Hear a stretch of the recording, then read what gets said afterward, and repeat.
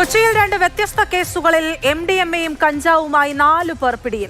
MDMA-യുമായി പിടിയിലായ യുവതിയും യുവാവും സുഹൃത്തുക്കളാണ്. വിൽപ്പനയ്ക്കായാണ് ഇരു സംഘവും ലഹരി എത്തിച്ചത്. എളമക്കര പോലീസാണ് 2 വ്യത്യസ്ത സംഭവങ്ങളായി ലഹരിയും 4 പേരെയും പിടികൂടിയത്. ഒരു കേസിൽ യുവാവും യുവതിയുമാണ് പിടിയിലായത്. കറുകപ്പള്ളിയിലെ ഗ്രേസ് അപ്പാർട്ട്മെന്റിൽ നടത്തിയ പരിശോധനയിലാണ് ഇവർ പിടിയിലായത്.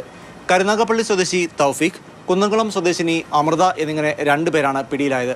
ഇവർ സുഹൃത്തുക്കളാണെന്ന് പോലീസ് പറഞ്ഞു. 16 ഗ്രാം MDMA-യാണ് ഇവരിൽ നിന്ന് പിടികൂടിയത്.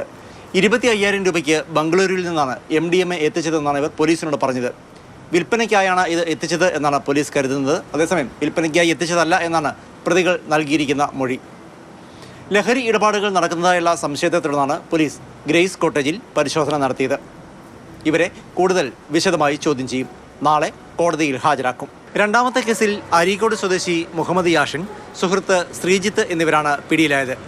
ഡിജിറ്റൽ മാർക്കറ്റിംഗും അതുപോലുള്ള സാങ്കേതിക കോഴ്സുകളും മറ്റും കഴിഞ്ഞ് കൊച്ചിയിൽ തങ്ങുകയാണ് ഇവർ. ശ്രീജിത്ത് വഴി കഞ്ചാവ് സംഘടിപ്പിച്ചു എന്നാണ് മൊഴി.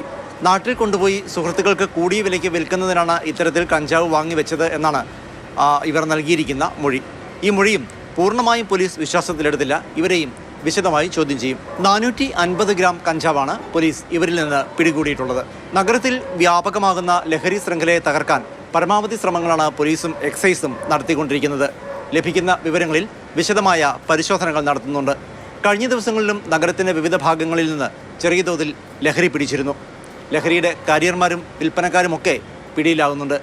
നേരത്തെ നടത്തിയ വിശാലമായ കോമ്പിങ്ങിൽ, അതായത് നഗരത്തിൻ്റെ അതിർത്തികൾ അടച്ചു നടത്തിയ പരിശോധനയിൽ നിരവധി പേരാണ് ലഹരി ഉപയോഗിച്ചും ലഹരി വസ്തുക്കളുമായും പിടികൂടിയത്. വരും ദിവസങ്ങളിലും പരിശോധനകൾ തുടരുമെന്ന് വിവിധ ഏജൻസികൾ അറിയിച്ചു.